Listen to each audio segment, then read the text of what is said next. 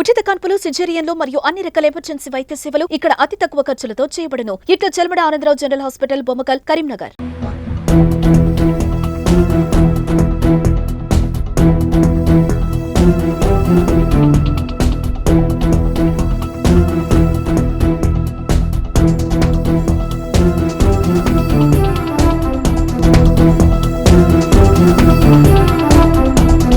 నమస్తే, welcome to Suman TV Karimnagar.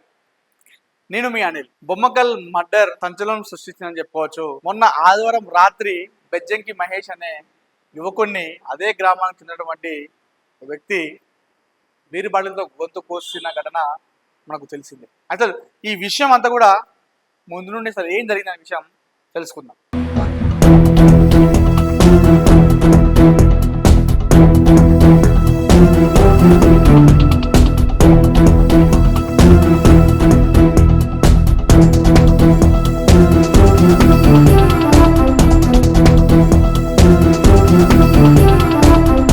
Karimnagar పట్టణంలోని బొమ్మకల్ చెందినటువంటి బెజ్జంకి ఎల్లయ్య, లక్ష్మి వారిద్దరి కుమారుడే మహేష్. వారికి ఒక అక్క ఉంది, అక్కకు పెళ్లి అయిపోయింది. అయితే మహేష్ 22 సంవత్సరాలు ఉంటాయి. తను స్థానికంగా ఉన్నటువంటి ఓ ప్రైవేట్ ఆసుపత్రిలో క్యాంటీన్లో పనిచేస్తూ కుటుంబ సభ్యులకు చేదోడు వాదోడుగా ఉంటున్న పరిస్థితి. రెగ్యులర్గా తన పని ఏంటో తను చూసుకోవడము, మళ్ళీ తిరిగి రావడము, ఫ్రెండ్స్తో కలిసి మాట్లాడము, మళ్ళీ యథావిధిగా తన డ్యూటీకి వెళ్ళడము, ఇదే తన పని. గొడవలకు కూడా ఎక్కువ వెళ్ళడు అని చెప్పేసి మనకు తెలుస్తుంది. అయితే ఆ బెజ్జంకి మహేష్ అనే యువకుడు ఒక 3 నెలల కింద వారి ఇంటి దగ్గర ఉన్నటువంటి ఒక ఇంటికి ఒక వ్యక్తి వస్తుందని చెప్పేసి గమనించడం జరిగింది.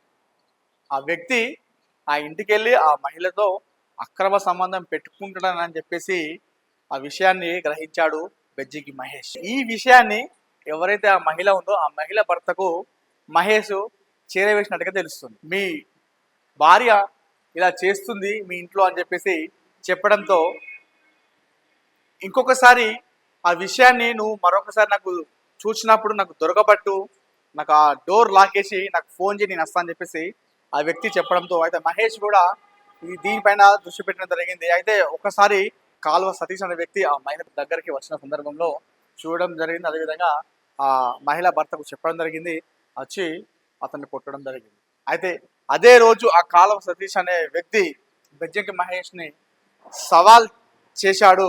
మహేష్ నిన్ను ఎప్పటికైనా నేను చంపేస్తా అని చెప్పేసి ఆ రోజు అతన్ని సవాల్ చేయడం కూడా జరిగింది అన్నట్టుగా మనకు కుటుంబ సభ్యులు చెప్తున్న పరిస్థితి.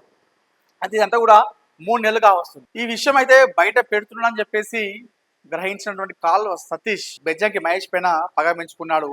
ఏ రోజైనా కూడా కడ తీర్చాలని చెప్పేసి భావించుకున్నాడు. తన సమయం కోసం ఎదురు చూశాడు. ఆదివారం తను అనుకున్న సమయం రానే వచ్చింది.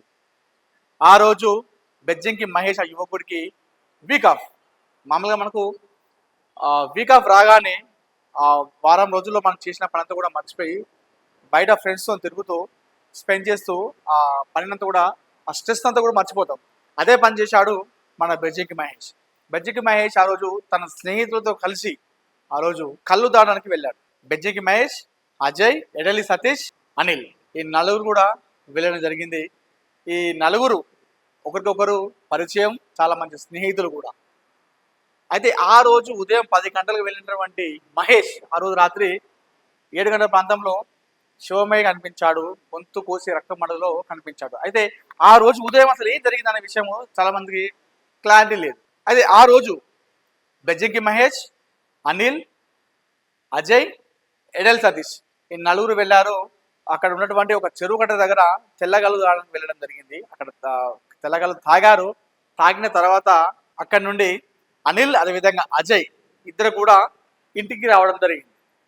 వస్తున్న సమయంలో మీరు రారంటే మేము కాసేపు ఉంటామని చెప్పేసి వారికి చెప్పడం జరిగింది.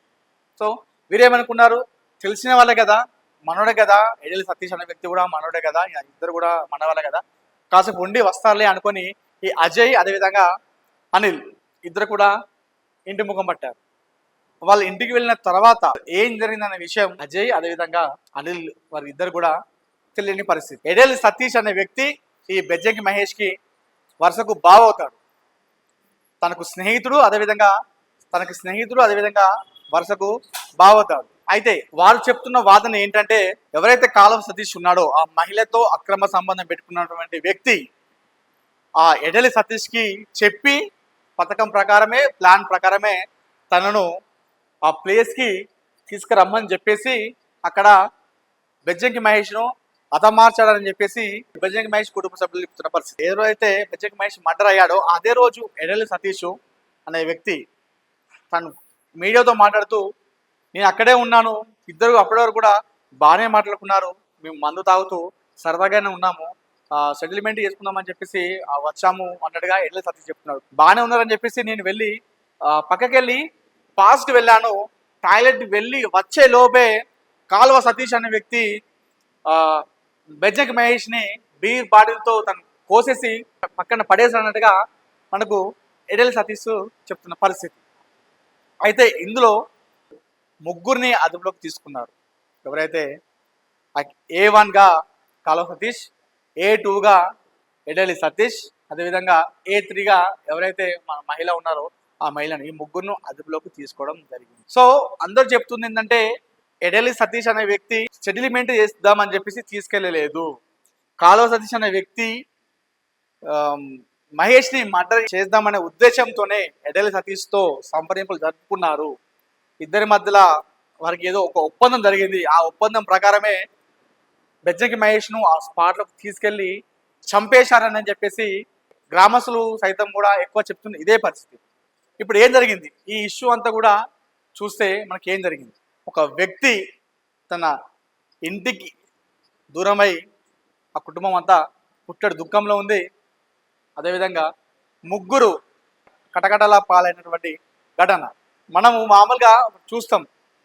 అక్రమ సంబంధం పెట్టుకుంటే అందులో చనిపోతారు, అందులో ఇరుక్కుంటామని చెప్పేసి మనం అనుకుంటాం, కానీ అక్రమ సంబంధం విషయంలో దూరితే కూడా చనిపోతారని చెప్పేసి మనకు ఈ బొమ్మకల్ మర్డర్ విషయంలో మనకి ఇది కనిపిస్తున్న ముచ్చట. ఇప్పటికైతే పోలీసులు దీన్ని దర్యాప్తు చేస్తున్నారు, ముగ్గురిని అదుపులో తీసుకున్నారు, ఇంకా దీనిపైన విచారిస్తున్నారు. అసలు ఏ జరిగిందనే విషయం అయితే మనకు ఇంకా తెలియాల్సి ఉంది. అదేవిధంగా మరికొంతమంది వాదన ఏంటంటే బెజ్జంకి మహేష్ అనే వ్యక్తి తన భర్తకు ఆ మహిళను కాలువ తీస్తూ ఉన్న టైంలో దొరకబడడం కాకుండా వేరే వ్యక్తులకు కూడా ఆ వీడియో చూపిస్తూ బ్లాక్మెయిల్ చేస్తున్నాడు అన్నట్టుగా ఇంకొక వాదన, ఇంకొకసారి వినిపిస్తున్న వాదన.